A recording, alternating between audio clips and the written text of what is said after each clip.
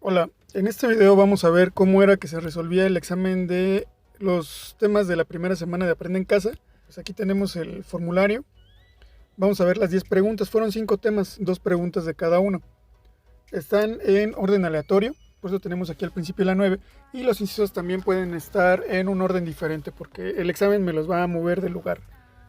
Cada pregunta y los incisos también. Entonces, la pregunta 9, que es nuestra primera cuestión aquí en este examen, dice: se aplicó una prueba de 150 preguntas a los alumnos de 2 grupos de tercer año de secundaria. Los resultados obtenidos se muestran en la siguiente gráfica. ¿Cuántos alumnos de ambos grupos tuvieron 90 aciertos o más? Es una pregunta de interpretación de la gráfica. Podemos ver aquí donde está el rango de aciertos que los que tienen de 90 a 119 son en un grupo 11 y en otro 16, o sea que en total son 27, pero también los que sacaron 120 a 150 aciertos pues tienen más de 90. Entonces, de estos últimos tenemos 3 y 5 en otro grupo, de un total de 8. Entonces 27 más 8 son 35 alumnos que tuvieron más de 90 puntos en el examen. Bueno, tenemos aquí la pregunta del correo electrónico, obviamente ya explicamos por qué está en otro lugar. Y la pregunta número 4 dice: inicialmente una cisterna tiene 20 litros. El flujo de llenado es constante y está representado en la siguiente gráfica. ¿Cuántos litros tendrá la cisterna a los 12 minutos de llenado? Bueno, desde el comienzo ya tiene 20 litros. Y si nos damos cuenta, a los 3 minutos llega la gráfica o choca con el número 40. En otros 3 minutos vemos que aumenta al 60. Entonces, cada 3 minutos tenemos 20 litros más en la cisterna, perdón, iba a decir tinaco. Bueno, en la cisterna. Entonces, si yo quiero saber cuánto había en 12 minutos, bueno, pues en 3 minutos aumentó 20, en 6 minutos aumentó otros 20, ya van 40, en otros 3 minutos ya serían 60 y en otros 3 minutos que suman 12, tendría 80 litros. Más los 20 que había en un comienzo ya en la cisterna, nos da un total de 100 litros. Entonces, sería la respuesta correcta. Siguiente. En un polígono de n lados, el número de diagonales que se pueden trazar desde un vértice lo podemos modelar con la expresión n-3, y el número total de diagonales lo podemos modelar con la otra expresión que está aquí abajo. Aquí no aparece porque era un poco complicado insertar la fórmula, pero es n por n-3 sobre 2. Utiliza la información anterior e indica qué inciso contiene los valores que completan la tabla. Bueno, ahí tenemos la tabla y aquí están nuestros incisos. En la primera tabla vamos a ver si coincide la información con las fórmulas. Número de lados, que es la n, 5, n-3 sería 5 menos 3, y aquí dice que nos da 8. Entonces, esta opción 1 no es correcta, no corresponde. Si lo vemos con el 7, pues tendría que ser 7 menos 3, que son 4, no es correcta. Esa ya la podemos descartar, perdón. Siguiente, opción 2. Dice 5 menos 3 es 2. 7 menos 3 es 4, 8 menos 3 es 5. Esta puede ser la respuesta correcta. Vamos a revisar la fórmula de diagonales. La n es el número de lados, entonces 5 por 5 menos 3 sobre 2. Primero resuelvo lo que está dentro del paréntesis, es decir, 5 menos 3, que son 2. Ahora, ese 2 se multiplica por la n que está fuera del paréntesis. 2 por 5 son 10. Entre 2 me vuelve a dar 5. Entonces, vemos que es correcto. En el caso del 7, 7 menos 3 son 4. Ese 4 dentro del paréntesis multiplicado por el 7, que está la n en la parte de afuera. 4 por 7, 28, entre 2 a 14. Entonces, la correcta debería de ser esta. La voy a dejar marcada en este momento, pero todavía voy a revisar las otras para ver que no haya errores. Siguiente tabla, opción 3. 5 menos 3 es 2, y aquí dice 5, no es. Y en la opción última dice opción 4.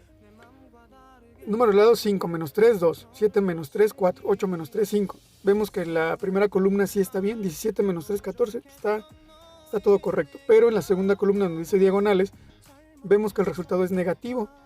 Si yo pongo 5 menos 3 es 2. Por 5 son 10. Entre 2 a 5, positivo. Como todos los valores son negativos, pues aquí no hay ninguna...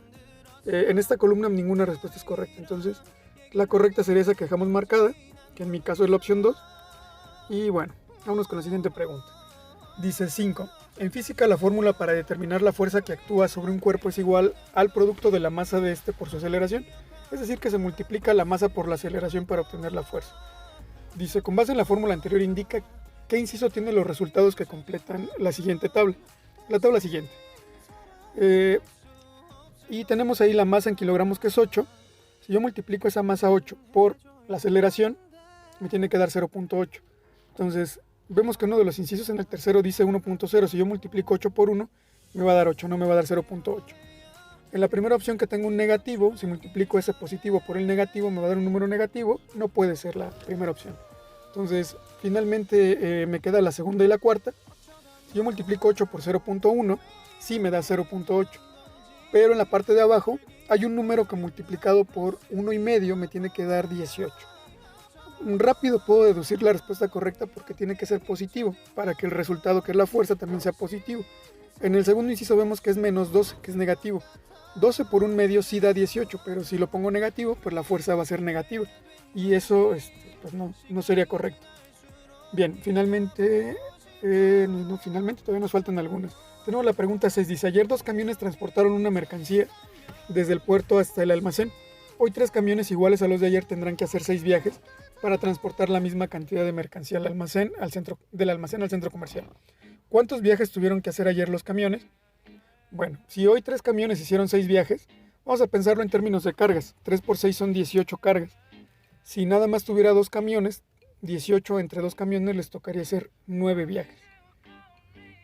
Bueno, número 1 dice, se tiene un segmento de 7.2 centímetros. ¿Cuál será la medida de la tercera parte del segmento? Es decir, que yo divida 7.2 entre 3. Eso me daría como resultado 2.4. Siguiente, pregunta 2, dice, un químico ha estudiado la concentración de cloro en diversos productos de limpieza. Con sus datos ha elaborado la siguiente gráfica. ¿Qué afirmación es incorrecta con respecto a la gráfica? Es una pregunta de interpretación. O sea, tengo que ver los enunciados y ver cuál de ellos es incorrecto. Por ejemplo, el primero dice, la concentración con mayor frecuencia es 15.9. Sí, es correcto. El punto más alto le corresponde a 15.9, entonces eso sí es correcto, es verdad. ¿Más de 10 productos tienen concentración de 15.9? Sí, también. 11 productos tienen esa concentración. Ningún producto tiene concentración de 15. Si me voy al 15 vemos que tiene 0, pues eso también es verdad. Y lo último dice, la concentración con menor frecuencia es 16.5. Ahí vemos que hay un empate entre 16.5 y 16.8. Entonces 16.5 no es el de menor frecuencia, pero si nos vamos al principio de la tabla, o de la gráfica más bien, vemos que el que tiene menor frecuencia o menor altura es 15.3. 15.3 es el que tiene menor frecuencia. Bueno, entonces vámonos con la 8, que dice, realiza experimentos aleatorios y registra los resultados para un acercamiento a la probabilidad frecuencial. Se lanzó un dado 120 veces y se registraron los resultados en la siguiente tabla. De acuerdo con los datos de la tabla, ¿qué número, o sea, qué cara del dado, tiene su probabilidad frecuencial igual a su probabilidad teórica? Esta pregunta también tiene que ver con interpretación. Si yo lanzo un dado 120 veces, la probabilidad de que salga 1 es de 1/6, una de 6. La de 2 también es 1/6, una de 6, y así con cada número. Todos tienen una probabilidad de 1/6. Entonces, si yo lanzara el dado 100 veces, la probabilidad en teoría tendría que ser 16. Para cada uno, 16.6%.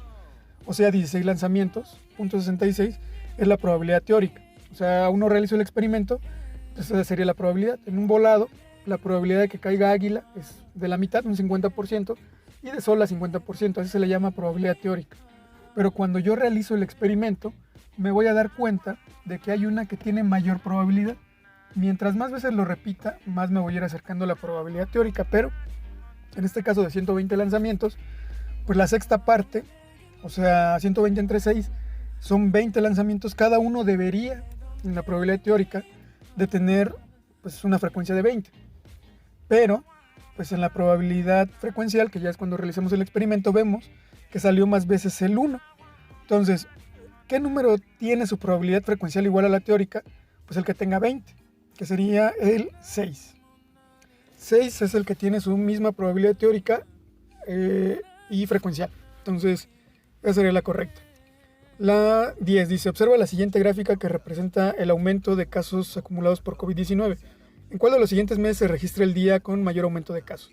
Ahí dice, ese punto que está marcado en la gráfica es el día con mayor aumento de casos y dice que es del 7 de mayo. O sea que el mes en el que se registró el día con mayor número de casos pues fue mayo. Es solo una cuestión de leer la información. Y tenemos ahora sí la última, dice 3. Un repartidor transporta en su Diablito 16 cajas con 24 botellas de vidrio cada una. Si sufre un accidente, bueno, aquí se sufre un accidente y se rompen 48 botellas. ¿Cuántas cajas completas le quedan? Si cada caja tiene 24, pues 48 botellas son 2 cajas completas. Si tenía 16, se le rompieron 2, le quedan 14 cajas, ahí está. Entonces, pues eso sería todo lo que venía en el examen y esas son las respuestas correctas para que tú puedas consultar.